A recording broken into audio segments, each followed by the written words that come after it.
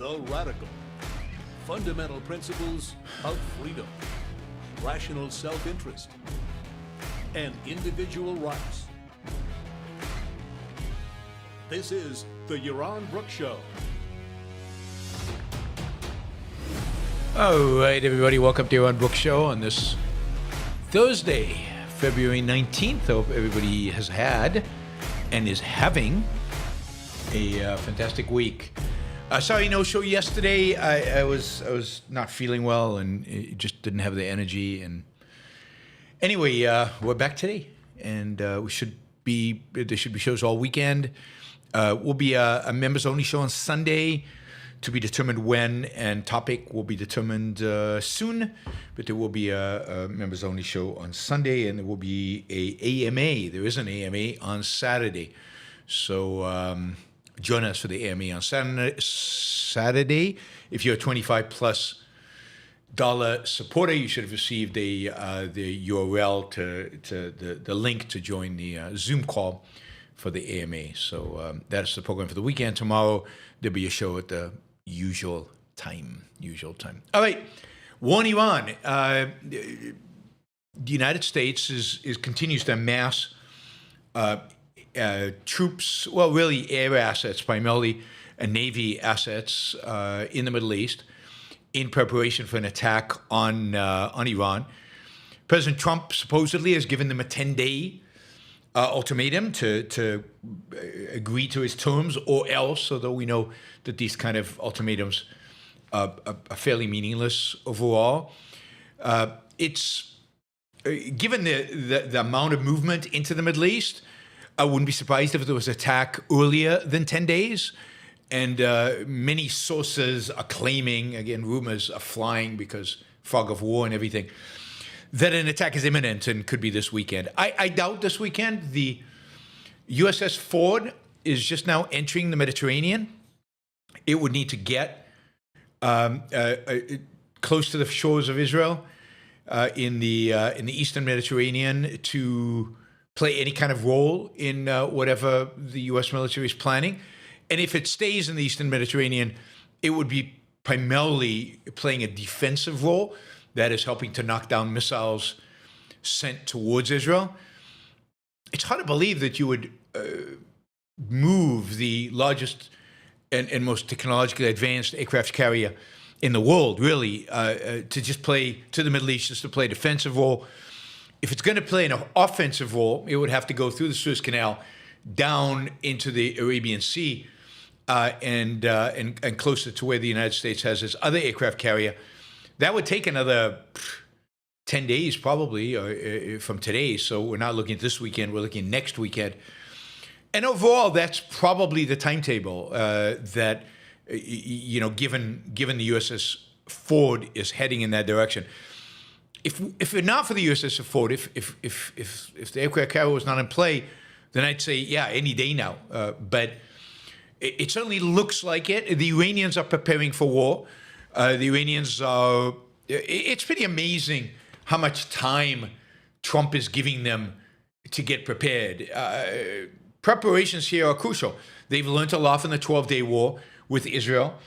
They are dramatically reinforcing all of their nuclear sites. They've learned what the bunker-busting bomb can and cannot do, how deep it can go, what kind of damage it could create. And it really does appear that they are trying to protect whatever nuclear assets they still have in significant ways all over Iran, particularly in the tunnels in the mountains. So it weren't even bombed during the 12-day war, and might be where some of their most advanced nuclear assets are held, but really, really hard to hit and hard to penetrate. But we're giving them time to organize and do all this stuff and get prepared. Some stories are saying that they have shifted their command locations. They've dispersed them. Because last time what happened was all the generals got together in one place, and Israel bombed them and killed them all in one go. They're not going to do that again. But they've dispersed them. Supposedly, a lot of the command and control centers are now being placed in hospitals under the assumption that neither the United States nor Israel will bomb a hospital. They learned this from Hamas. So they're likely to get that organized and get that going and establish command and control facilities through hospitals that'll protect them. They're deploying more and more troops and missiles to the Hormuz Straits. The number one strategic advantage Iran has is their potential capacity to close the straits. We're giving them time to get themselves organized and fortified and ready for that. Today, as we speak, well, it's already over, they're running drills which include a Russian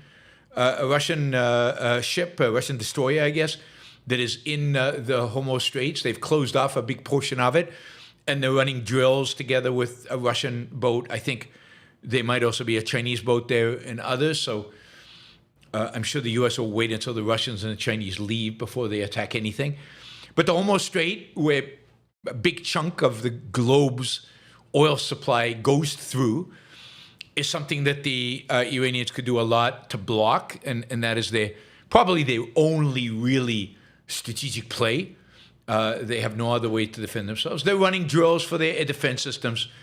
I don't think that'll help them. I don't think there's any hope there. But we're giving them a lot of time, and whatever they're doing, they're preparing. And maybe the most importantly, they're rounding up they're rounding up opposition figures. They're rounding up anybody that might they think might use an opportunity of a U.S. attack to start an attempted revolution, bring people into the streets.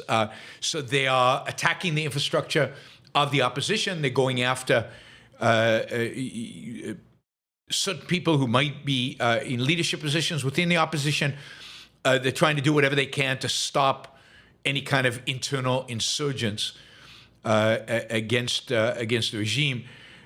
Since the beginning of the protest, Iran has arrested more than 53,000 people. And of course, we don't know exactly how many they killed. Anywhere between 7,000 is the most conservative to 30-something thousand, which is some Iranian sources are claiming.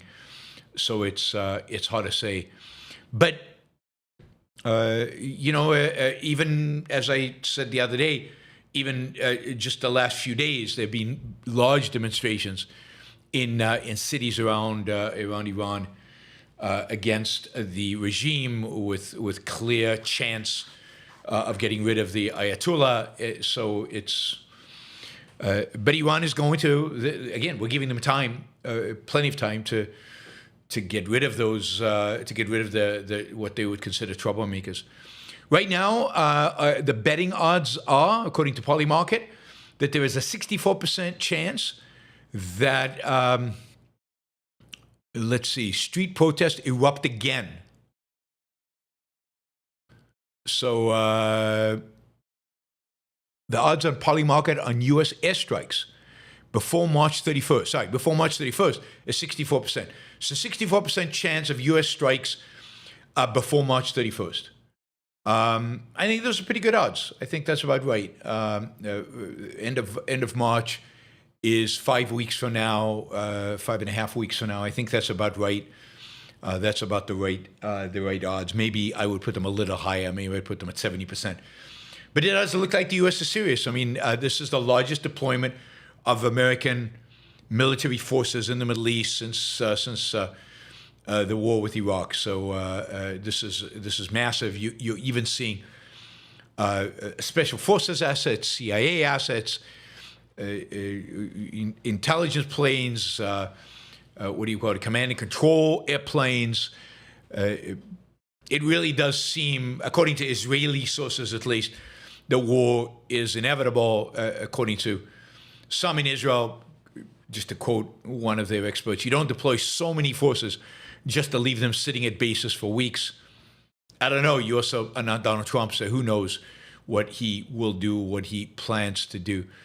According to Axios, the evidence is U.S. war with Iran is imminent. Israel is preparing for a scenario of war within days. It's expected to include weeks-long, full-fledged war, unlike the Venezuela operation, joint U.S.-Israeli campaign, which is much broader in scope than the 12-day war in June. U.S. Armada now consists of 2 aircraft carrier. Well, not yet, right? That's part of the issue. That's why I don't think it's imminent. 2 aircraft carriers, 12 warships, hundreds of fighter jets, and multiple air defense systems. More than 150 U.S. Cargo flights have moved weapon systems and ammunition into the Middle East. Another 50 fighter jets just in the last 24 hours, F-35s, F-22s, and F-16s have moved into the region. And of course, the oil markets are saying war is imminent with oil prices spiking over the last few days. Let's just see what spot oil right now is. Yeah, $66. So 66.47, 66 and a half for crude oil. That's high as relative to what it was a month ago, which was 60, and it's been as low as 55. So it definitely looks like oil markets are preparing for some kind of shock to the supply of oil. I think if oil does break out, you would see crude oil at above 70 easily, maybe even 80. Again, because of the danger of the blockage to the Straits of Hormuz. I'm sure much of U.S. prep, of U.S. military prep, is how to neutralize whatever assets the Iranians have to block. Iran has a lot of cruise missiles, a lot of just artillery could block the straits along the shore there, and I'm sure the first wave is basically to eviscerate whatever weapon systems they have right there close to the shore. It could also be that Iran is just told, if you do that, we take out your oil fields, we take out your oil refineries, we take out. If you remember from the 12-day war, I told you there's one basically like floating.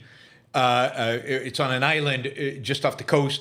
One place where all the ships load Iranian oil for export. So you take out that, and the oil industry in Iran is shut down because they cannot export any oil. You would think that at the very least they would be told, if you close the Straits of Hormuz, you will not export one drop of oil. Your oil industry is over for the foreseeable future. I expect that's the threat, but how that plays out exactly and what is actually done, again, we will have to see. According to The Times, this is the British newspaper, The Times, the UK is blocking the US from using Diego Garcia, which is in the Indian Ocean, where the United States would fly B-52s or B-2s out of for bombing runs over Tehran. But that they're blocking US from using Diego Garcia for the Iranian strikes, which is strange. I mean, I don't know why Britain would do this. It's a little suicidal and stupid in my view, but it's possible. It's a crazy government they have in the UK. They're also claiming, the Times also claims that the UK, the government is stopping the Trump administration from using the Royal Air Force in Gloucestershire as a facility from which flights could take off to attack Iran. So I don't know why Europe is, or at least the Brits and possibly other countries in Europe, are taking an anti-Iran war stance. I mean, it really is insane for them. If this happens, and I am very, very hopeful that finally Trump will do something I can completely 100% support. But if this happens, and it really is targeted not at just getting a better deal out of the Iranians, but at regime change, which is necessary, if it happens, and regime change, this will be, as I've told you over and over again, during the 12-day war, after the 12-day war, this will have major, major geopolitical implications. Not only is it the end, I think, of a vibrant, aggressive, confident Islamist movement. I think this is a massive setback for Islamism in the world out there. I think the Middle East changes forever. I think Islam in Europe, its features will change forever if there's regime change. So Europe is a massive beneficiary of this if it succeeds. But I think this is, from a geopolitical perspective, this is a major, watch us, China, watch what we can do. Watch the kind of resources we can deploy. Watch what we can do if we're really committed to it, particularly if it's regime change. I mean, China is terrified of regime change in China. And they are, I think they're already impressed by what was done in Venezuela. They're impressed, I'm sure, by what Israel did in the 12-day war. They have no indication that America has the stomach and is willing to commit to a real offensive campaign. If Trump goes through with this and actually, dismantles Iran's military and destroys it, and the result is regime change, then Beijing can see, one, how quickly the U.S. can deploy military assets to a faraway location. In the Middle East is in some ways further than China is. They'll also be watching how long the United States can sustain a military effort far away from the United States. They will see how the U.S. allies react to it.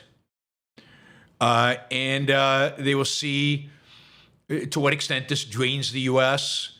military assets and makes possible, to what extent the U.S. could theoretically fight on another front. But really what I think China will watch is the extent to which the U.S. has the stomach, has the determination, is willing to engage in sustained, lengthy, devastating, offensive military actions. We haven't seen that since the Iraq War, and that wasn't done very well back then. That involved also ground forces. A war with China would not involve ground forces. It would involve primarily Navy and Air Force, which is what we're seeing with Iran. They would be deployed from aircraft carriers and forward bases.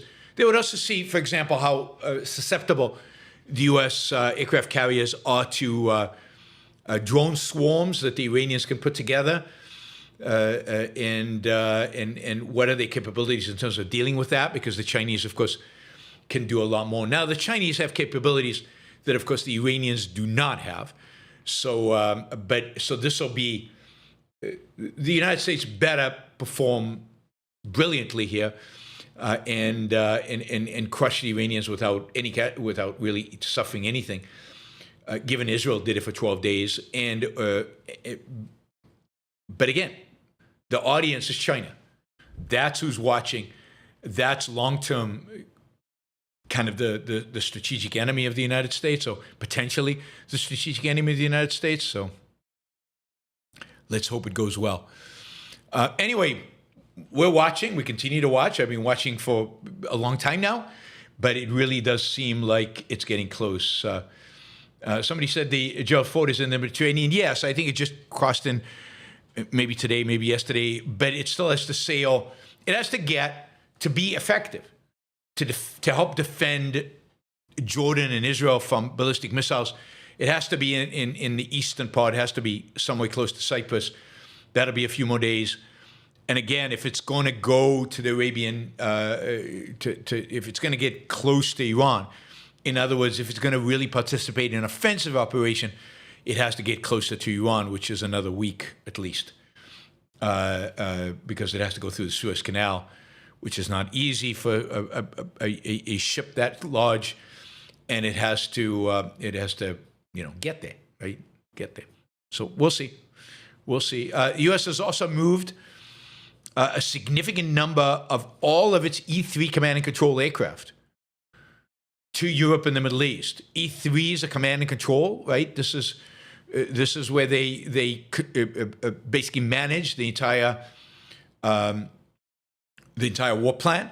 This is where people are deployed, and they have these sophisticated radar and electronics, and they're basically targeting and sending the various fighter and bombers in various directions.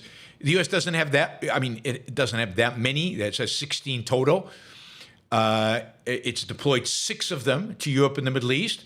But at any given point in time, they probably don't have 16. They probably only have 8, 9. So almost all of them now are deployed in the Middle East. If China was going to invade Taiwan, now would be the time. I don't think it'll happen, but now would be the time. The U.S. is busy, and it would be very difficult for the U.S. to respond. Waiting, the sooner the better in many respects. But more importantly, we want it to be successful. We want it to be overwhelming. I want it to be fast. People talk about weeks. It doesn't need to be weeks if the United States is willing to really, go all out and do this. It's going to be interesting. There was a lot of talk about shortages of missiles, both missiles for the air defense systems, but also air-to-ground missiles. I assumed that manufacturing plants in the United States have gone all in on manufacturing the missiles since the 12-day war to today, so that they've refurbished the Israeli Air Force and the U.S. Air Force and Navy have enough supplies to carry this. But yeah, if they go all in, this shouldn't take long, and it should be devastating. And if they do it right and they're willing to attack regime facilities, including go after the supreme leader, go after the governments of Iran, go after the institutions of government, then I think this could be quick, devastating, and could lead to regime change. If they just go after all the military facilities and they drag it out, and they don't go after Khamenei and he sticks around and he's not going to run away because he's a religious nut. He believes he's going to go to heaven and get 72 virgins if he gets killed. Then this could drag on for a while, and you might not see regime change at the end, and that would be horrible if that actually happened. All right, what did I do here? I didn't press the button. I'm supposed to press the button. There it is. It's pressed now. All right. Okay, so that's an update from Iran. The other war front is Ukraine. Talks in Ukraine, talks between the United States, the Ukrainians, and the Russians, with some European participation, ended earlier this week.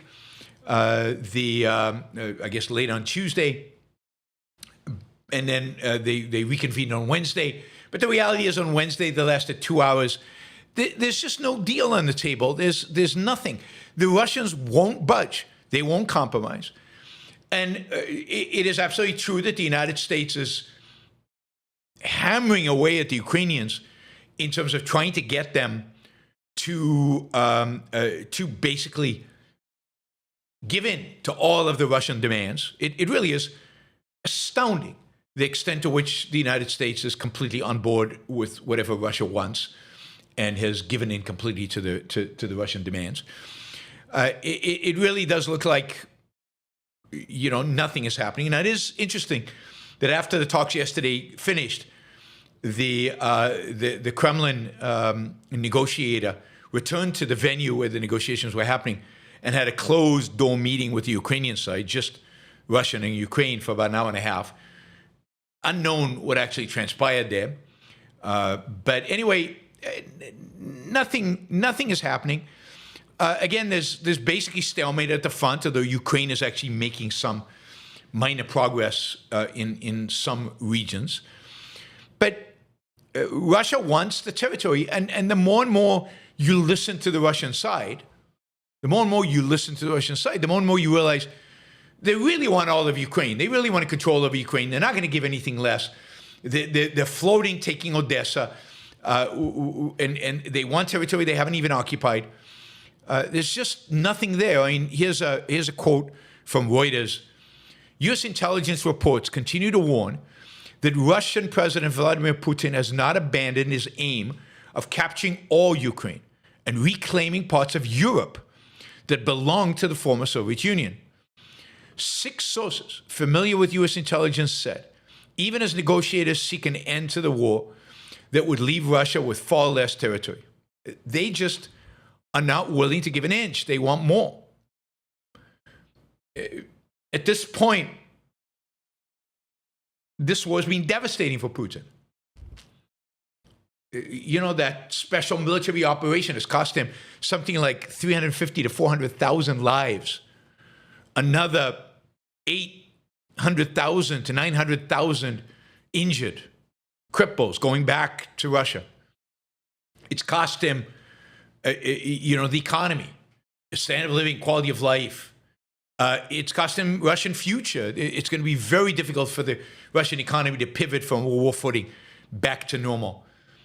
The only thing saving Putin right now, the only thing saving Russia right now is Trump. Is Trump's sympathy, is Trump's positive attitude. It's Trump's not willing to arm Ukrainians to the teeth to get this over with. That is what's saving Putin. And Putin keeps dangling money and resources and access in front of Trump in order to try to get him to force Ukraine into a deal. But the reality is that the more this goes on, the less Trump has over Ukraine, the less Trump can exert force over Ukraine. The Europeans, to some extent, are stepping up. They're providing more support now than ever before. They're filling in all the gaps where the United States used to supply the aid. I mean, U.S. gives zero aid right now to Ukraine, nothing. Now, it could do a lot of harm by withdrawing intelligence, by potentially even shutting down Starlink. But it doesn't have that much leverage over Ukraine because the Europeans are stepping in forward. So even though the Americans have basically sided with the Russians, it's not being very effective. I mean, this is one interpretation. This is of what's going on. Ukraine peace talks have been little more than a mafia-style shakedown by the United States and Russia, ganging up on the Ukrainians. But here's the thing. The U.S., the Europeans are finding a backbone. So there's a document supposedly being circulated by the EU that it demands, as part of any peace deal, that Russian troops withdraw from Belarus, Georgia, Armenia, Moldova, as part of, and all parts of Ukraine, as part of a peace deal. It also demands nuclear weapons out of Belarus, reparations for war damages, and free elections inside Russia with international monitoring. I mean, this is what you call in Hebrew chutzpah. And it's great. This is what, if Trump was a master negotiator, if Trump really wanted a deal, if Trump was really an impartial, wanted a deal with Russia, this would be the first thing he'd say. Look, we want all the troops out of Ukraine. We want all troops out of all these other countries. We want nukes out of Belarus. We want, war damages, free elections inside Russia, and, we want Ukraine as a member of NATO. That would be the opening gambit. That would be the beginning of negotiations. Now you negotiate. Now you negotiate.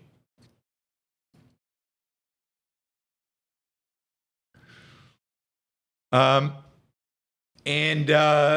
a good negotiating stance. So good for the Europeans for finally getting it, and shame on the Trump administration for not. I see people have questions for me about, I don't know, about the Middle East in the chat. I'm happy to answer them. Just ask them in the super chat. That's where they belong. I don't ask the questions in the chat, but I'm happy to answer the questions in the super chat.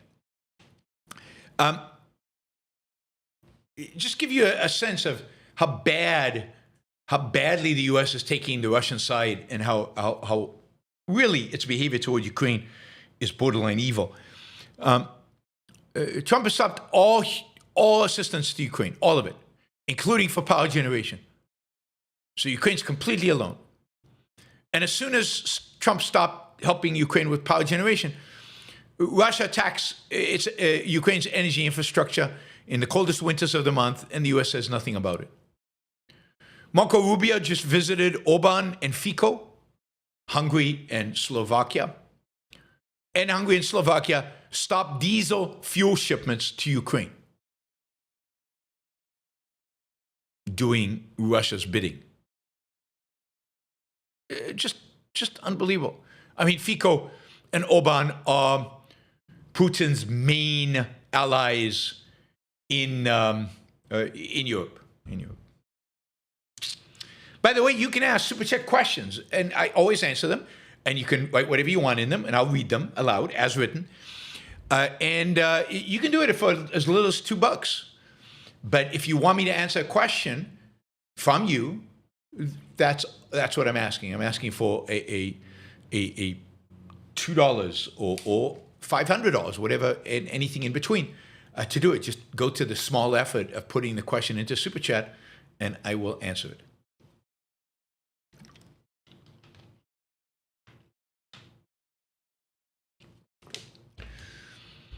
All right, let's see. Yeah, this one is it's just this kind of stuff that just is infuriating. And I don't know. I'm curious what Trump supporters think of this. They probably think this is 4D chess and something. But, a major potential conflict is the most dangerous potential conflict in the world today is the potential one between the United States and Taiwan and China over a Chinese invasion or attempt to invade Taiwan. And now the U.S. could just sit it out and let it happen, but that would have massive economic, geopolitical, military, reputational, all kinds of effects on the United States. Again, we get 90+% of the most advanced chips in the world come from Taiwan. All the NVIDIA chips, all the Apple chips, all the chips that power our military. I mean, some percentage of them are made in the U.S., but the most advanced chips come from Taiwan. So you really want that falling into the Chinese hands? I really don't think so. So one way to try to avoid war with China is to make it very, very, very expensive for China to invade Taiwan. And the best way to do that is to arm Taiwan to the teeth. Now, I don't think Taiwan spends anything close to what it should be spending on military, on building up its military and protecting its military, to protect itself from a Chinese invasion. Taiwan should be spending a lot more money. But in the U.S. should be selling it whatever the Taiwanese want.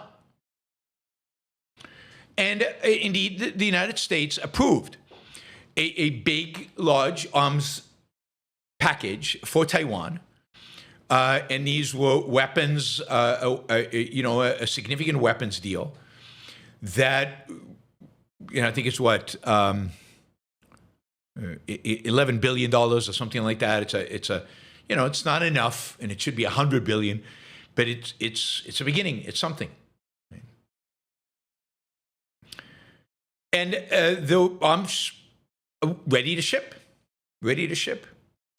But in a phone call earlier this month, Xi, the dictator of China, urged Trump not to sell weapons to Taiwan.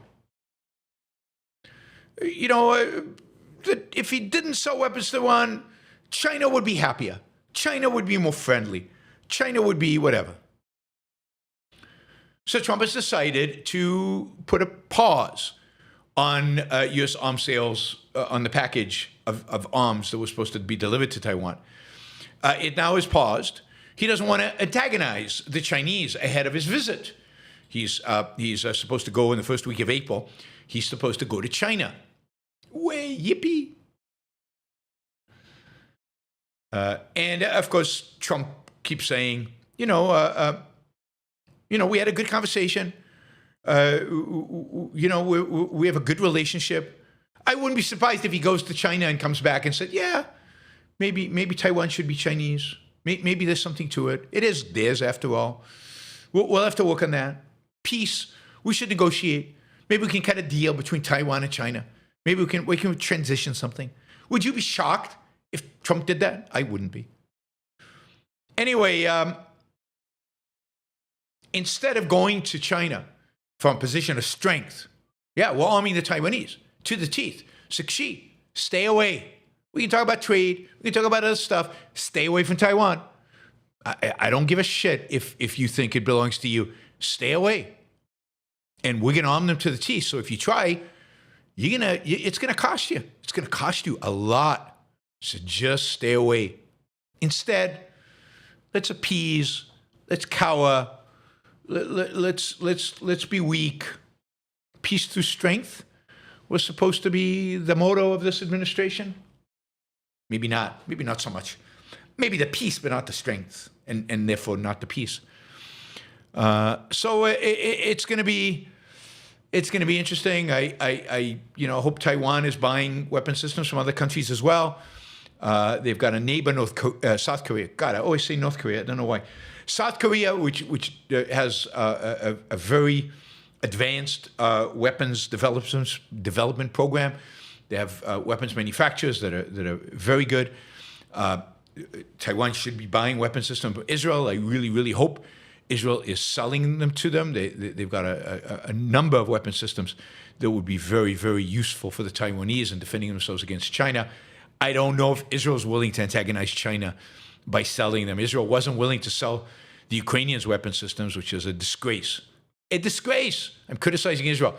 Israel's disgraceful for not selling weapons to, and providing aid to the Ukrainians. I think it's horrible. But that is it. Anyway, let's see. There's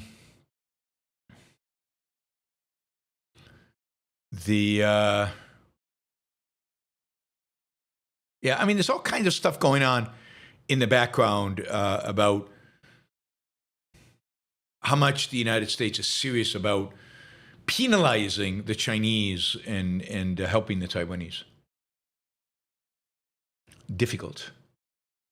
All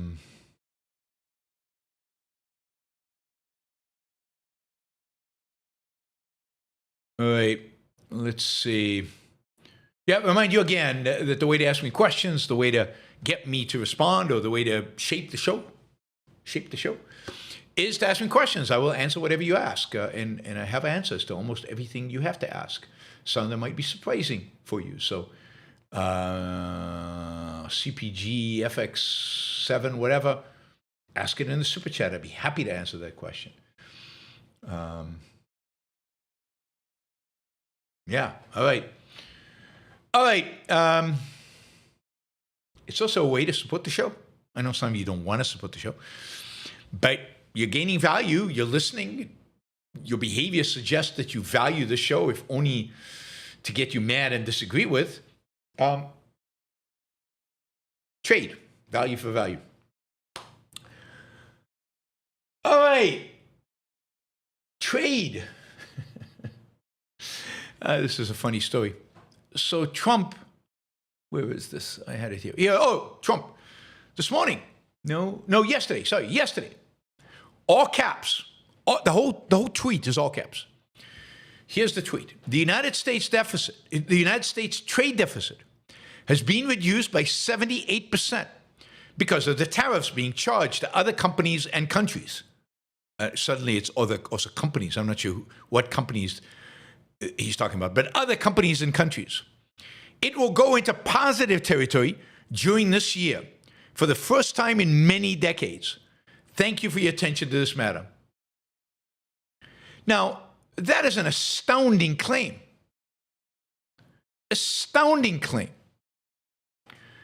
Given that the numbers just came out for the trade deficit in 2025 and the trade deficit in January of this year. And the reality is that during 2025, the trade deficit went up by 4.1% versus 2024. Up. The trade deficit is higher. It didn't go down by 78%.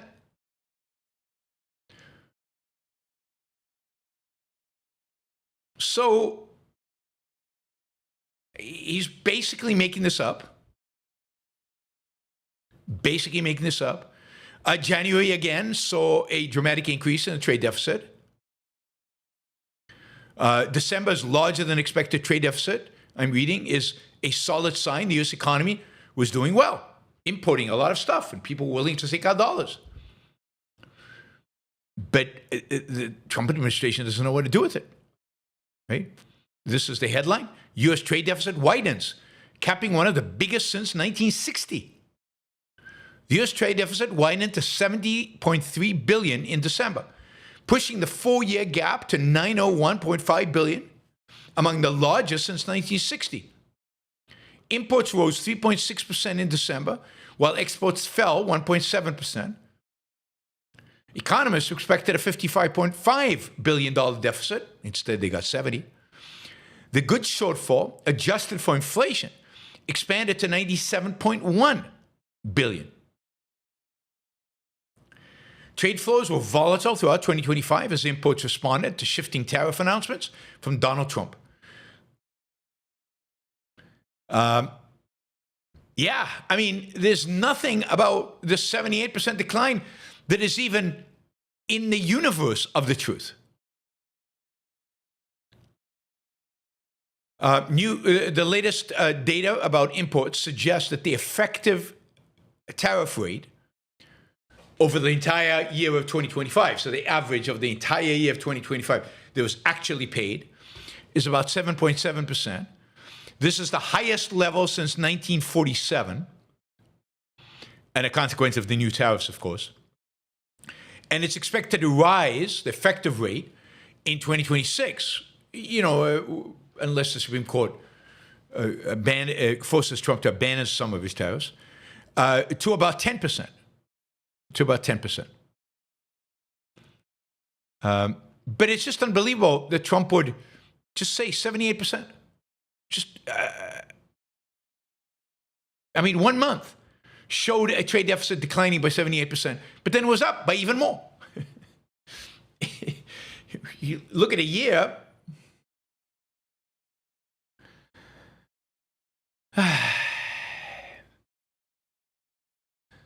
So yeah, highest tariffs since 1947. Pretty unbelievable.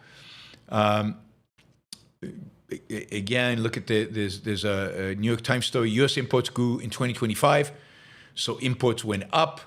Exports went up as well in spite of the declining dollar. Everybody's afraid of the, actually declining dollar increases exports. So the fact that the dollar declined increased exports, made American goods cheaper to other people with other currencies. And imports became more expensive. In spite of that, we still kept buying them, and imports went up. So,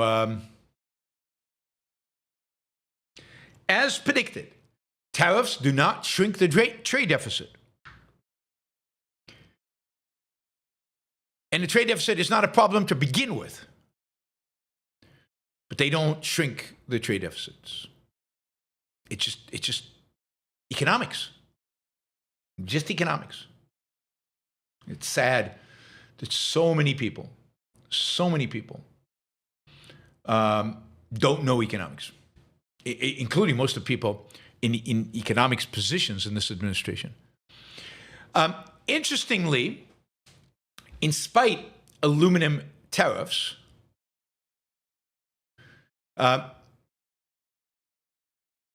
of course, the hope that more aluminum production will come to the United States and we will be self-sufficient in aluminum or whatever.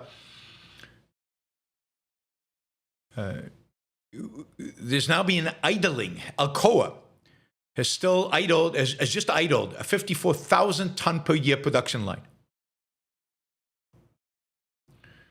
uh, and a significant supplier. This is a significant supplier of high purity aluminum used in aerospace and defense production. Has just shut down. In spite of all the tariffs and everything, we're actually losing capacity. The bottom line of all this is U.S. aluminum consumers are going to be paying a high price for their metal for the next few years.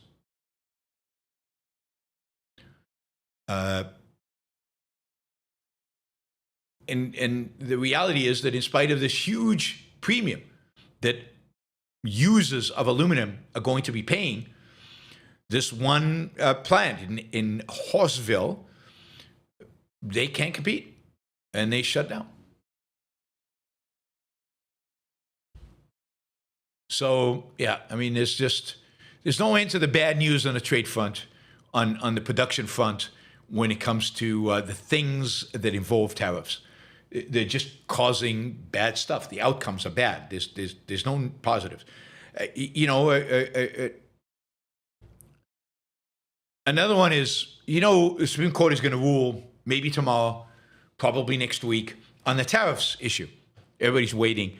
An expectation is that they will rule against Trump and eliminate his use of the emergency powers given to him under the IEEPA law to impose tariffs.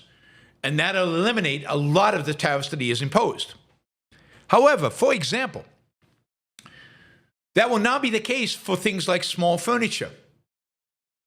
And furniture retailers, have raised prices and seen a decline in sales as a consequence of the tariffs on furniture.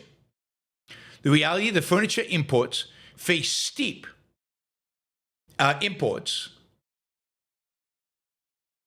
tariffs, right? Couches, kitchen cabinets, vanities. But the funny thing is that these were not done under the IEEPA. These were done under Section 232 of the Trade Expansion Act. And that is the national security provision. So we have tariffs on furniture because furniture needs to be protected for national security reasons. Furniture made in the US needs to be protected. It doesn't, it's insane. It's absolutely insane. So even if the Supreme Court eliminates the tariffs under the International Emergency Economic Powers Act, the tariffs on furniture will not be eliminated because they're under a different provision, a national security provision, which the courts are not going to challenge. National security, they just leave to the president. 25% tariff on furniture, on certain furniture imports. And it's supposed to rise to 50% in January, that's last month. But at the end of December, the plan was pushed back to 2027. So it will rise in 2027. I guess the hope is that by 2027, we'll start making more furniture in the United States. And this is a national security issue, because without making furniture in the United States, we can't fight a war.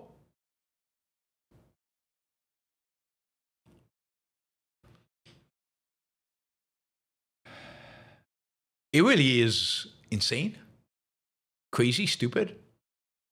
And I'm not making it up. I'm just telling you what's going on in the world. I couldn't make this stuff up. It would take science fiction to write a book where a president did that kind of stuff and people tolerated it. People just accepted it. National security, yeah, absolutely, furniture. And Congress just said, yeah, that makes sense. We're not gonna rein in the president. No, God forbid. Nope, let him do it. Let him rock. I mean, imagine how well the U.S. economy would be doing right now if not for two economically devastating things the Trump administration is doing. One, tariffs. Two, deportation. I mean, literally, the U.S. economy right now would be really, his golden age. It would be doing great. But they have no clue. Talk about economically ignorant.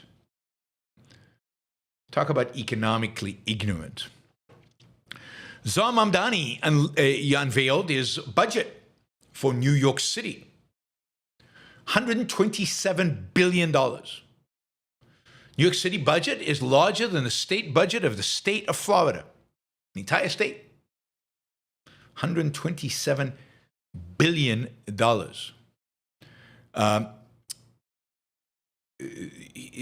is a shortfall of at least $5 billion, somewhere between $5 to $11 billion. They're not sure. There's some accounting issue.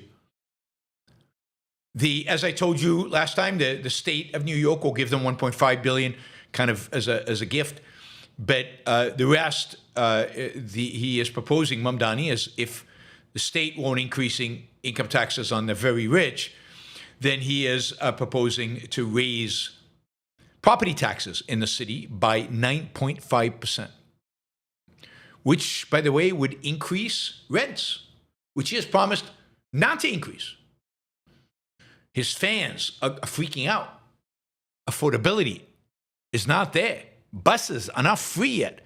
And he's going to raise people's rents. You know, people are really pissed off.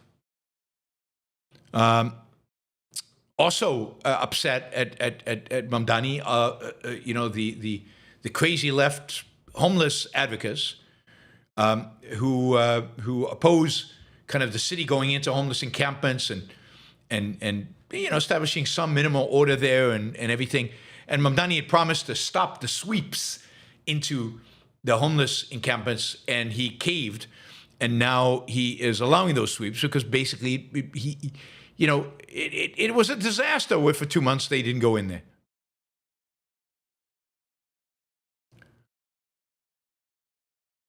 The you know, transit advocates, the people who wanted the free bus rides, are saying, what the hell? Mamdani only budgeted $96 million for transit programs for 2027. That's about the same as it was last year. He's not increasing the amount of money he's spending on transit. He's betraying the socialist ideal. The transit advocacy group expected an expansion to at least $125, if not $155 million. So nobody's happy with him. Nobody's happy with Mamdani. No, he's not happy. As usual with socialists, nobody is happy with him.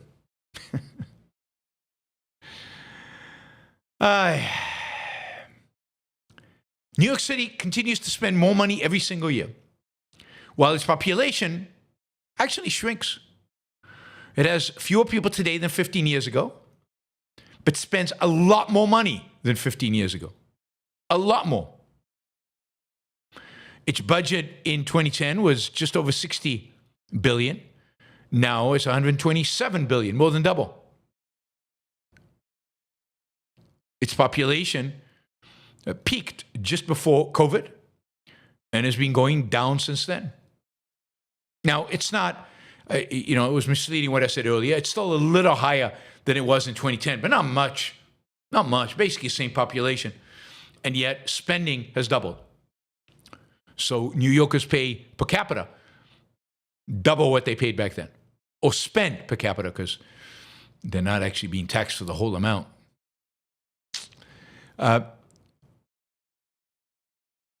In addition, in this budget, in order to try to close the gap, Mamdani has already announced that he is raiding the rainy day fund. He's raiding the retiree health benefits reserve, in addition to increasing property taxes. And of course, government employees are not happy. That's the health benefit reserve. That's their money. Rainy day fund is for emergencies. Yeah, socialists. What did Margaret Thatcher say? They run out of somebody else's, you know, everybody else's money. This is pretty amazing. This is a chart that Matt Iglesias put out. Per capita general expenditures in the largest U.S. cities. New York City spends per capita $14,533. $14,533.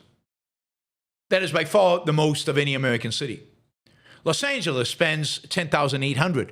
Chicago, $10,659. Philadelphia, 9,777. San Diego, 8,986. Dallas, 8,000. Houston, 6,000. Phoenix, God, Phoenix must be a dump. The government doesn't spend any money in Phoenix. Must be a complete dump. Only 4,573. So less than a third of what New York spends on a per capita basis. And yet Phoenix strikes me as cleaner, more efficiently run, and a much more pleasant place to live than New York City. But, you know, when the socialists get a hand of this, there's just no end to it. No end. Spending has gone up from about $9,000 per person in 2000 to $14,000 in this latest budget. One thing politicians do not know and refuse to do is cut spending. Now, Trump, nobody except Milei. Milei's the only politician I know who's actually really cut spending. Like nobody else cut spending. They might slow the rate of growth or something like that. Cut spending. It's the one good thing you can do. These idiots don't do it. All right, another reminder to ask questions, shape the show, get me to talk about what you want me to talk about, and trade with me, value for value. We are hitting the first hour, and we are still quite short on the target for the first hour. So please consider jumping in there with questions, stickers, or whatever. Mamdani is also now appointed a former CAIR, C-A-I-R, which is the Council of American Islamic Relations.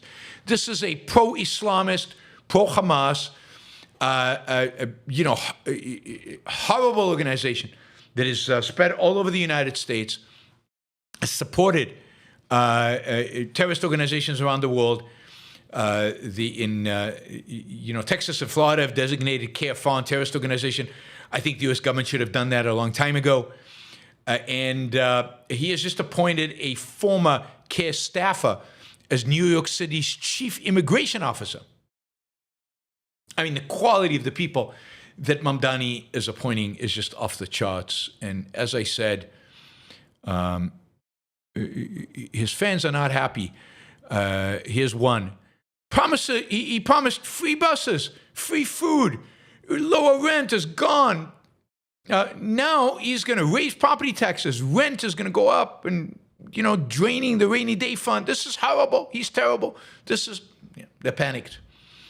Just to give you a little bit of sense of the kind of stuff that Mamdani is funding, who is getting money, and what his agenda is all about.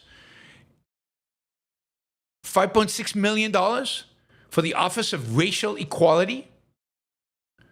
$4.6 million for the Commission for Racial Equality.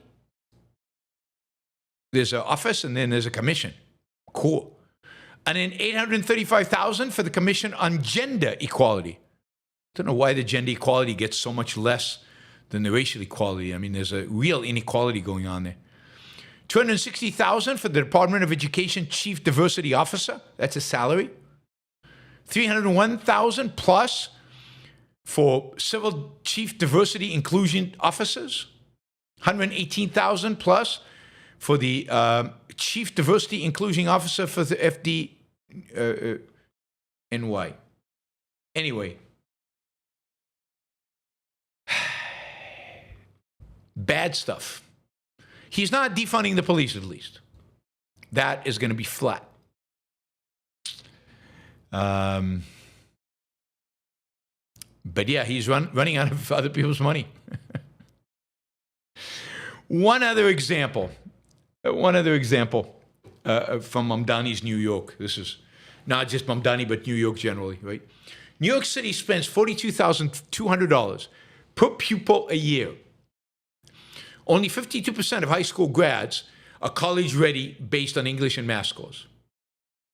The New York City Catholic High School costs $13,500 a year and has 98% graduation rate, with most grads going to college.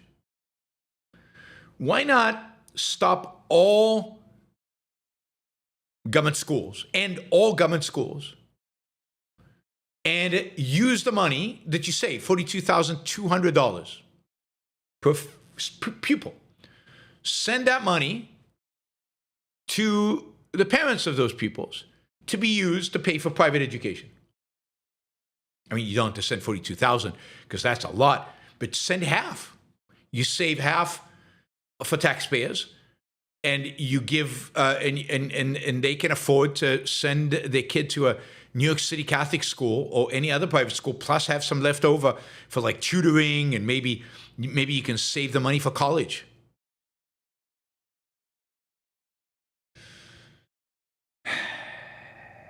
All right. Let's see.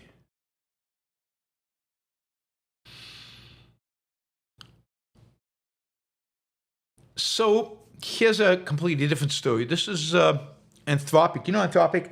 They make Claude. Claude is like the AI that's taking over programming, and it's a big deal. Claude is like leading in many of the areas. Claude is a leader. Anthropic is the parent of Claude. It is the startup that has created Claude.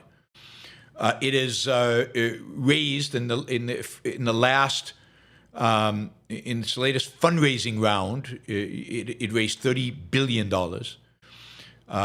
and it was the only AI company that is integrated into the Pentagon through its integration with what's the name of the company? Oh, God. Palantir, with its integration into Palantir. Indeed, there's evidence to suggest that Claude was used by the Pentagon in its operation in Venezuela. I don't know how it was used, but it was used. Anyway, Palantir and Anthropic have a partnership, and through that, it is basically being worked on by the Pentagon. The Pentagon wants to be able to use Anthropic and other AI tools for what they call all lawful purposes. Lawful as defined by the Pentagon, I assume. Anthropic doesn't want its technology used for operations, including domestic surveillance and autonomous lethal activities. And what is meant by autonomous lethal activities is when AI gets to make the decision about when to press the button. So AI autonomy on a lethal mission. So Anthropic is insisting on placing limitations on how its software is used, completely within their right. Against domestic surveillance, as am I, and against autonomous lethal activity. They're worried about, that the AI might not quite be ready for that. Now, suppose the rivals, OpenAI, Google, and xAI, have agreed to have their models deployed in, quote, any lawful use cases based on Pentagon's priority. But the reality is that Anthropic is the only one that's currently integrated into the Pentagon, and the only one that is, as far as I know, is working with Palantir.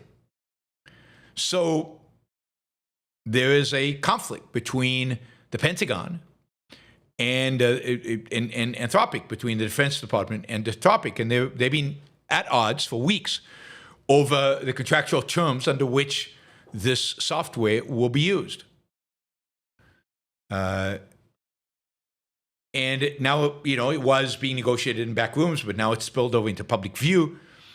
And Hegseth is now labeling them woke. Hegseth's whole goal at the Pentagon is to get rid of woke.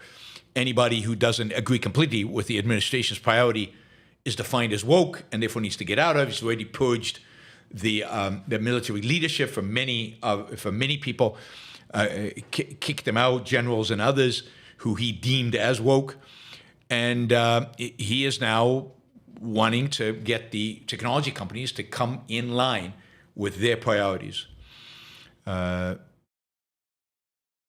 they are now, so the Pentagon is considering designating Anthropic as a supply chain risk, which would make it impossible for any vendor who works for the Pentagon to use Anthropic.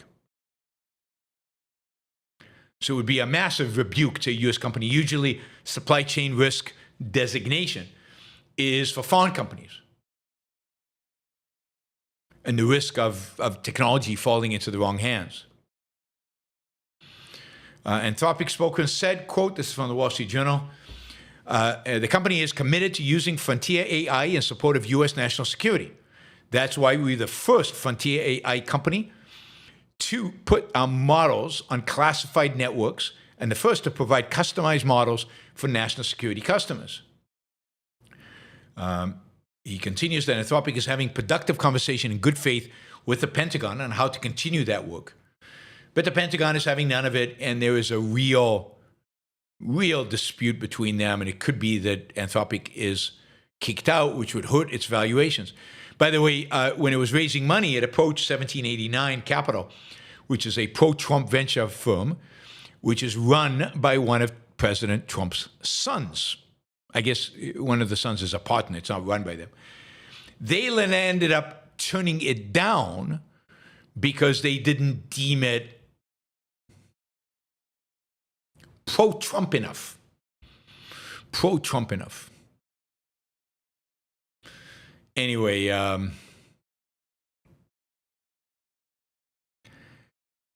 this is what happened.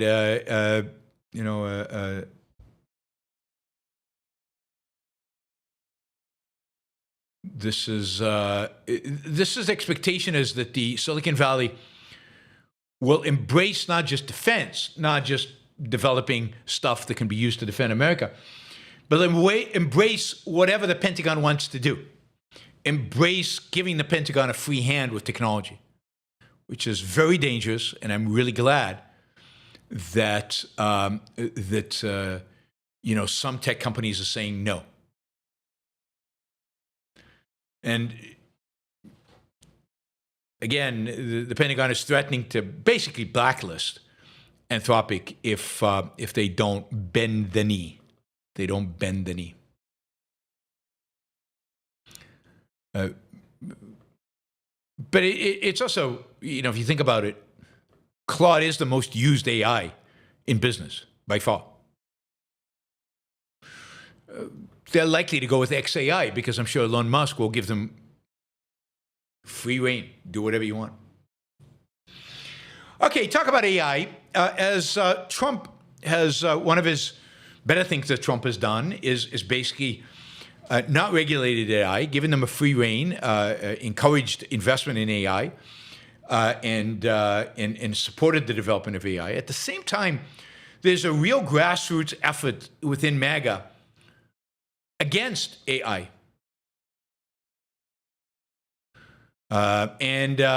People are scared. I voted for this administration and didn't really think about AI until it started to affect me. This is Lisa Garrett, who lives beside the site of a rapidly greenlit 6.6 billion, 400-acre data center. I have grandchildren. It does concern me that they're being drawn into a world that isn't real. It's not real. It's AI. It's make-believe. Generally, MAGA believes AI is dangerous. It will destroy jobs. It will give power to Silicon Valley. It could end the world. There is a real risk, a lot of commentators are saying, that a Democrat who built a message around protecting American jobs, protecting us from AI, protecting the world from artificial intelligence, could win a lot of these voters off of the Republican push right now to embrace AI. But 4/5 of voters in Republican-supporting states are worried about the effects of social media and AI on children. There's a huge backlash against tech within MAGA and within Republicans in red states. And Trump doesn't seem to be willing to budge, which is good. But it is going to. But he can't really defend AI to his own MAGA base. And you build a campaign around MAGA, you're going to suffer. Ron DeSantis, right? Ron DeSantis in Florida is trying to pivot from Trump, differentiate himself to Trump by being anti-AI. There's a great position for a Republican to have, right? And he's criticizing Trump, and by the fact that Trump is letting AI go unregulated. So has Sarah Huckabee, who is the governor of Arkansas, and Utah's governor, Spencer Cox. They all want to be able to, at the state level, regulate AI. The Trump administration is resisting. So it's going to be interesting. You can just imagine the conspiracy theories. They're going to swirl around AI. AI is so perfect for conspiracy theories because these people don't understand what AI is. And it's powerful. It knows stuff. When you use it, it feels like there's a human being there. Yeah. A lot of MAGA influenced people, slow it down. We need to regulate to slow it down. It's happening too fast. Why is it happening so quickly? Anyway, big conflict between MAGA and President Trump around AI. We'll see what happens from there. All right, finally, when I was at Wednesday, I read you some quotes from Dugin. He keeps getting better, so he's on a real push to go after the West and to make himself very explicit. And so I thought I'd read you some more of Alexander Dugin to end the show. This is Dugin. I think the West as a whole, after the Epstein files, has nothing left but to wipe its nose. We have always said that you and your system are just scum, lies, and Satanism. Now this is confirmed by irrefutable facts. All that remains is to destroy the West. It deserves it. This is a direct quote from Putin's brain. That's what he goes by. Putin's brain. That's how he's referred to.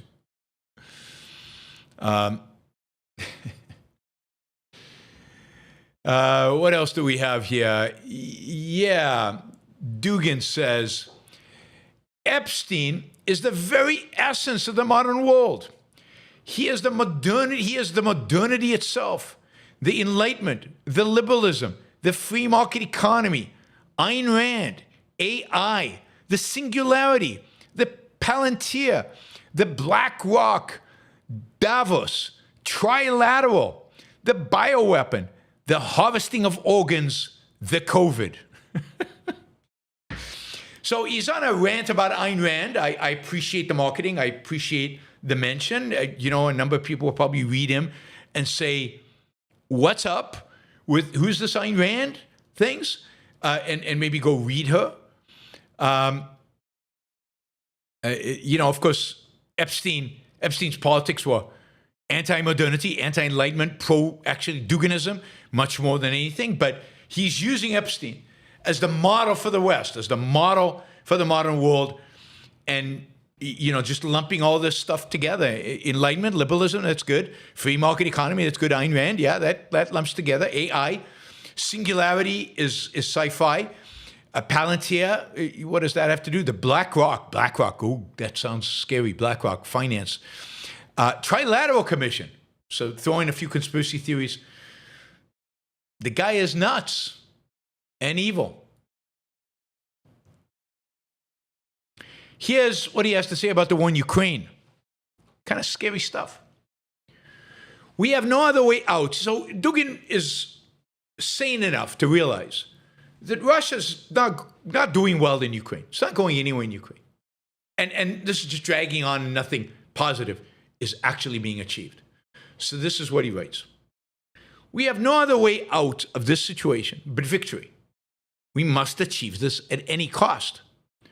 I would raise the issue of mobilization again. Mobilization means a draft in Russia, which there is no draft today. So we need more soldiers, in other words. I would raise the issue of mobilization again. Possibly also the use of some special kind of weapon. Nukes, maybe? If it doesn't work this way, let's do it differently. But let's not fall behind. He continues. Unfortunately, we will fall behind a little. Let's act in advance, proactively in some way.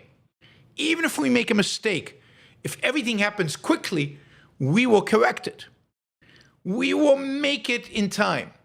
Now we must pin down the enemy. For example, kidnap Zelensky, or maybe someone else, along with a series of simultaneous strikes on headquarters from tactical nuclear weapons.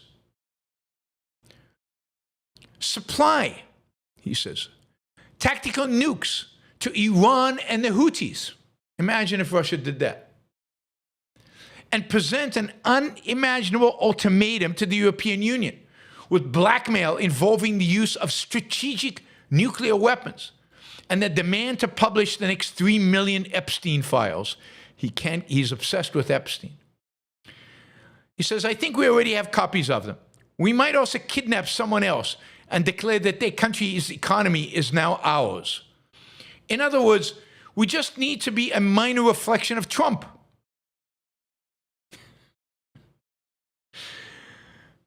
Just be a minor reflection of Trump from Dugin. All right, just to show you that Dugin is not alone out there in the world, here is a statement from the Students for Justice in Palestine at Columbia University. This is what they write. We are Westerners fighting for the total eradication of Western civilization. Total eradication of Western civilization. We stand in full solidarity with every movement for liberation in the global South. Our intifada is an international one. We are fighting for nothing less than the liberation of all people. We reject every genocidal, eugenic regime that seeks to undermine the personhood of the colonized. As the fascism ingrained in the American consciousness becomes even more explicit and irrefutable, we seek community and instruction from militants in the global South. You have been on the front lines of the fight against tyranny and domination which undergird the imperialistic world order. This is what they were always about. This is what all those demonstrations on the university campuses were always about. The total eradication of Western civilization. That's the world in which we live. That's what they're being taught at our universities. Your kids, send them to universities. That's what they're going to get. All right. That is the news for this Thursday, February 19th. Thank you for joining me. We will switch now to the Super Chat questions, of which we are way behind. So I'm just going to mention that. 138 people watching. We should be doing better. So we're way behind. Remember, value for value. And ask questions. People ask questions in the chat, but they're not willing to put $2 behind the question. They're not serious. That's not a serious person. Right? $2 at a minimum. We need a bunch of $20 questions, maybe $50. A few stickers would do good. Would go a long way to getting us to closer to our target. Closer to our target would be good. All right. Let me remind you, I am doing an event in London, February 28th on Capitalism. Small group, intimate conversation. Should be a lot of fun.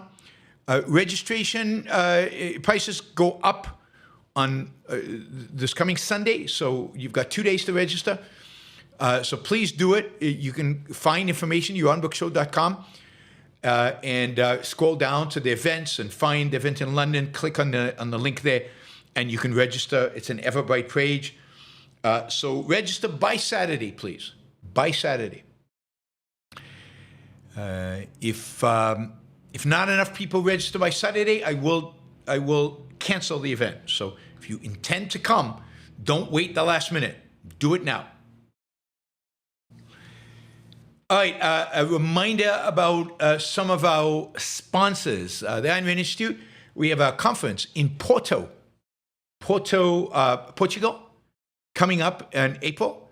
You can sign up at aynrand.org/start here, one word.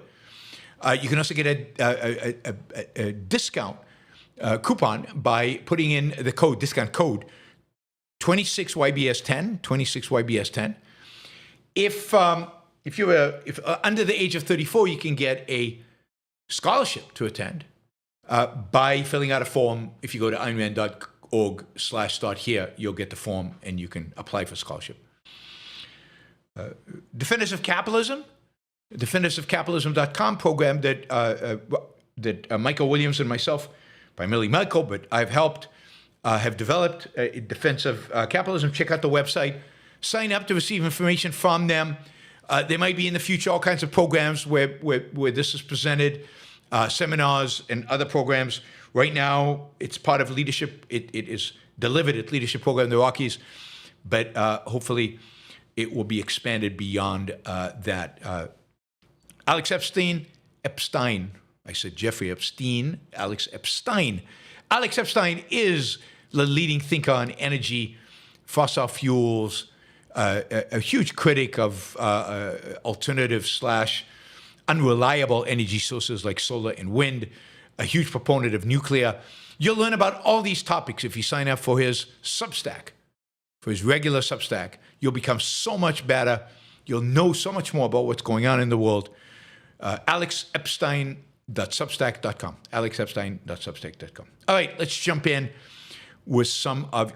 reminder, you can become a monthly supporter of the show, which is great, and a monthly supporter really of everything that I do. To do that, you go to patreon.com, put in Yaron Brook Show, and you can do a monthly support at $2 all the way up to $1,000. It would be amazing to get some new $100, $250 a month, $500 a month supporters, incredibly valuable. But of course, $2, $10, $25 is greatly appreciated. At $10, you get... $10 and above, you get ad-free podcast stream. At $25 and above, you get to participate in the panel on the AMA, for example, this coming Saturday. And at $250, you get a one-on-one with me once every 3 months. At $50, you get a one-on-one with me once a month. So check it out. Check it out.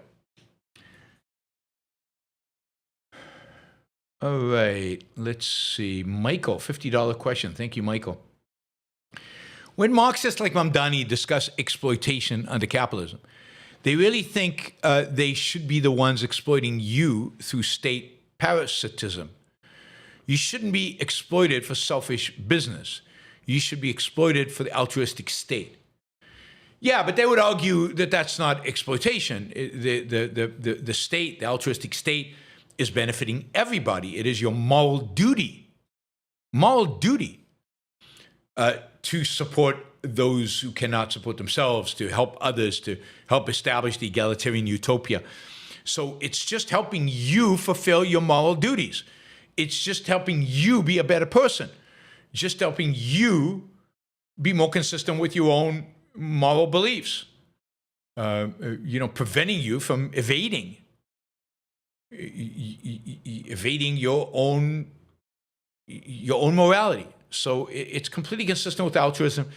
You can't escape that, and that's why they're so successful. Socialism will not die. Statism will not die as long as altruism is alive.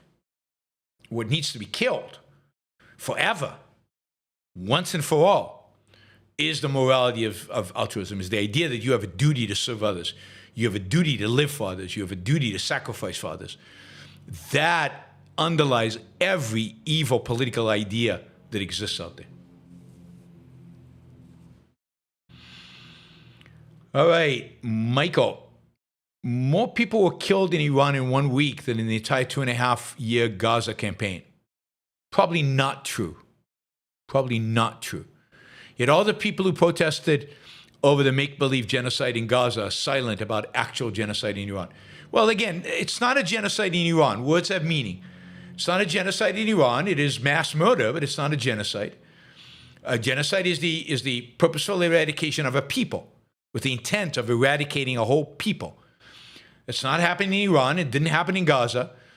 And it's not true that more people were killed in Iran in 1 week than were killed in Gaza. More people were killed in Gaza than in Iran. Doesn't change anything. It doesn't change the fact that it wasn't genocide. And it was the right thing to do. And in Iran, it's the wrong thing to do. One is an act of self-defense, and the other is an act of premeditated murder. And that is a difference to emphasize. Not the number of people that died in the comparison. It's the cause. It's why they died. One was they were the victims of Hamas. They were killed by the Israeli in an attempt of Israel to defend itself. The other was an act of aggression. They were killed as an act of aggression by their own government. And that's where the focus should be. Thank you, Michael. Robert, a public service message from Robert and Amy. At 5 minutes with Robert Nasir. It's time to take over the Yaron Brook Show with your super chats. Bring them on. Yeah, even Robert. Even Robert says, come on, step up with stickers, super chats. I mean, you can do Enric just did $4 sticker. If enough of you do $4 stickers, we make a lot of progress. Greg, thank you for a sticker. Gary, thank you. Coupon, thank you. Barry, thank you. Mary-Aline, thank you. Sylvanos, thank you. Thank you guys for the stickers. Really, really appreciate it. Here's Hunter Gracious with a $100 question. Thank you. That helps a lot. And here is Dale with a $20 sticker. Thank you, Dale. Really, really appreciate it. All right, Hunter. I know nothing about software engineering. I finished the full shell of a novel app over the past weekend using mostly Claude Code. My coworkers have been marveling since I showed them yesterday. With some finesse, it should be App Store ready. That's amazing. That's amazing. See, as somebody with no background in software engineering, creating a new app that might make it to the App Store, basically using AI, using Cloud. Cloud is an amazing piece of software, Claude Code. And how is that not potential massive improvement to human life? Now, yes, it's a rejuggling of the workforce. And programmers and coders better change. They're going to become much more productive because they'll be able to create many more lines of code, many more apps per hour worked than they could in the past. Productivity should accelerate dramatically. Indeed, I think that's what the Trump administration is secretly hoping, is that they can run these massive government deficits because productivity is going to increase so much, the GDP is going to go up so much that is what's going to cure the deficits. Sadly, morally and economically, I think, long term, the only proper way to deal with government is to government spending. The only proper way to deal with the deficits is to cut government spending dramatically. Not because there's a deficit, but because government is spending a lot of money for things that it shouldn't be doing. Government needs to shrink its activities. It should go back to being limited to the protection of individual rights.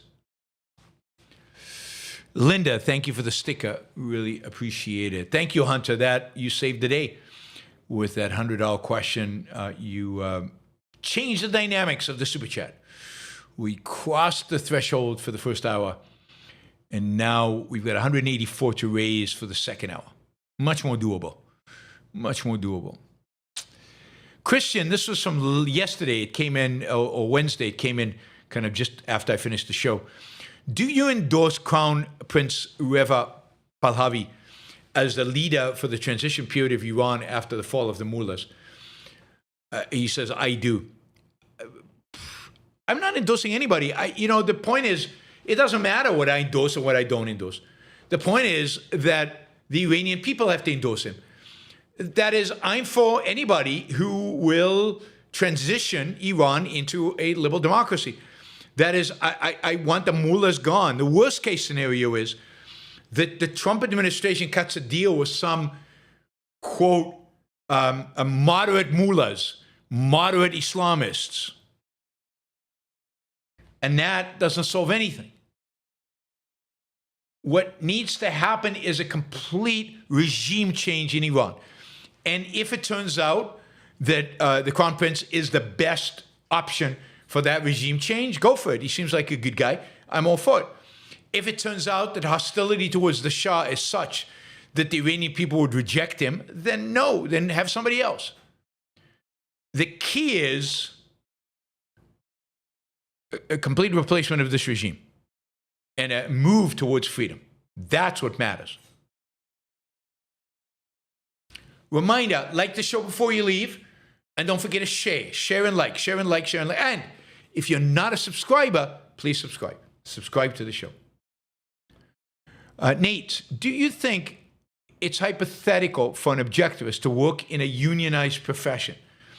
Isn't it one's self-interest to stay unionized in order to get better pay and benefits? Love the show, thanks. No, it's not in your self-interest to violate rights. It's not a self-interest to support the violation of rights. That'll only come back to harm you. But look, the reality is that there are unions. And in some professions, it's impossible to work unless you're unionized. So, yeah, I mean, you could join a union, but recognizing that you're anti the coercive measures that unions take.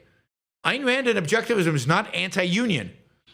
It's anti-union being allowed to use coercive measures. It's anti-unions being able to use the government for their own benefit. Ayn Rand is not for maximizing your benefits in the short run at the expense of your integrity. But you also have to recognize the reality that if you're in a particular industry and this is the work you love doing, you have no option but to join a union. That shouldn't stop you. That shouldn't stop you. Rue, I don't mean to attach logic to this administration, but what's the benefit of announcing when we're going to attack? Well, I don't think they're going to announce. I think right now they're hoping, irrationally hoping, that the show of force will make the Iranians change their mind. But look, the United States can't move all the military assets it needs or thinks it needs into the area without attracting attention, without the Iranians knowing it. So they're not going to announce the date, but they're clearly announcing their intention. And that, if you want to move the quantity of assets that we have right now, then you're going to be announcing it no matter what. So there's no way to avoid it. It only matters up to a point, right? The Iranians can only do so much to protect themselves. At the end of the day, the U.S. has overwhelming power over them if they choose to use it. Michael, Trump's disastrous policies are killing the GOP. But why do just 27% of Americans, a record low, identify as Democrats? Well, because the Democrats were a disaster and are a disaster. Who wants to identify with woke? Who wants to identify with Mamdani and with AOC? I mean, the reality is that the Americans are primarily identifying as independents. They don't want to identify as Democrats. They don't want to identify as Republicans. Why would anybody identify as a Democrat? I certainly don't. I hate Trump. I denounce everything he does, but I'm not going to identify as a Democrat. And I think most Americans don't want that identification. This is the sad reality. Both the Democrats and the Republicans have shown that neither deserves to lead this country. Roman, should more countries own nukes? Yes, I think more good guys should own nukes. I think South Korea should have nukes. Japan should have nukes. Poland should have nukes. Ukraine should have nukes. The world would look differently if the good guys had nukes. No more bad guys having nukes, but the good guys, yes. Roman, the UN is dysfunctional. The board of peace, a private club. What would it need for liberal democracies to build freedom alliance? I don't know, but to say the UN is dysfunctional is the understatement of the UN is an immoral, a disgusting, horrific organization, and was from the day it was founded. The United States should have never engaged with the UN, certainly not housed it in New York City. It is a disgusting, despicable, immoral institution. The Board of Peace is just stupid. Also disgusting, immoral, but stupid. What the West, what America needs is a freedom alliance. But that would require an intellectual backbone. That would require a recognition of what makes the West unique and why it's special and why it's good. That would require a recognition of the value of freedom. I don't know if that can happen and when that would happen. Oh, somebody says Taiwan. Yeah, Taiwan should have a nuke. Didn't I say that? I think I said Taiwan should have a nuke. If not, I'm into. Oops. Equal to reality, says Margaret Thatcher. The problem with socialism is that you eventually run out of other people's money. Yeah, that's true. Not the only problem, and not even the main problem, not the major problem, but a problem is you run out of other people's money. No question. Roman, should I be allowed to own nukes? No. You should not be allowed to own any weapon that is offensive and can do vast damage. You should only be allowed a weapon that you can use as self-defense in the context of your life and the context of the environment in which you live. Andrew, when people talk of the FCC equal time regulation, there's no discussion of whether it's a rights violation or if the government should own the airwaves and dictate via permitting. Government powers are treated like the metaphysical given. Yes, I mean, the airwaves should be sold. I think I said that on Wednesday. And the government should step out of its role controlling them and controlling the content on them. And it's stupid. The broadcasts, there's nothing special about broadcasting now that we have all these other cable, or what used to be called cable networks. There's nothing special about broadcasting. So why are we regulating it all? Why isn't it just one more source from out of all the different information sources that people have? You have an internet, you have cable, you have an endless number of sources for news and entertainment. So yes, the broadcast, the airwaves generally should be sold, put to better uses. Do we even need broadcasters? Maybe you don't even need broadcasters. I mean, I think Congress passed a law that auto companies have to include AM radio in their cars. Talk about primitive and backward looking, and I mean, the whole thing is ridiculous. Why not just have internet radio in your car? Why have any FM or AM? Why not sell those bands, those waves, to the highest bidder? Maybe they'd be used for something more productive. This is how government hampers innovation. It's why it took FM so long to get broadcast. Why color took a long time. It's because the government dabbles in all these things in a incompetent, unsurprising way. Michael, political discourse has devolved to a level of cruelty that we haven't seen before. That's true. I mean, Trump is uniquely cruel. And that culture is spread beyond just Trump. Coupon, didn't realize I didn't ask my question. What do you think of the $10 billion Trump said the U.S. would contribute to the border peace? Yeah, I mean, I wonder where that is in the allocation of funds that Congress has approved. Like, the president doesn't get to do stuff like that. That's something that has to go through Congress. The Constitution is very clear that Congress has makes the decisions about how to spend money. So it's unconstitutional. Beyond that, it is what is the Board of Peace going to do that it needs $10 billion for? What's its function? And remember, Trump has veto power and will have veto power and complete control over the Board of Peace even when he's out of office. And the United States is going to give it $10 billion? Basically more than all the savings the Doge put together, Trump is just basically given away. It's just absolutely ridiculous. Absolutely ridiculous. But this is Trump. He's just a whim worshiper. He just comes up with ideas and he does whatever he feels like, and he assumes that his pals in Congress will accept anything and everything that he does. All right, guys. Thank you. I appreciate all the super chatters, all the stickers, everybody. In particular, let me name Michael, who asked a lot of questions. So if you add up all the money, it's a significant contribution. And Hunter, who came in with $100, which got us over the target, at least for the first hour. So thank you, guys. All right, I will see you guys tomorrow, same time, same place. And yeah, have questions.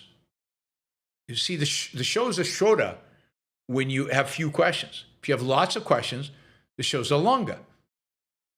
I prefer longer shows than shorter shows. Financially and more ideas, more interaction. All right, guys. See you tomorrow. Bye.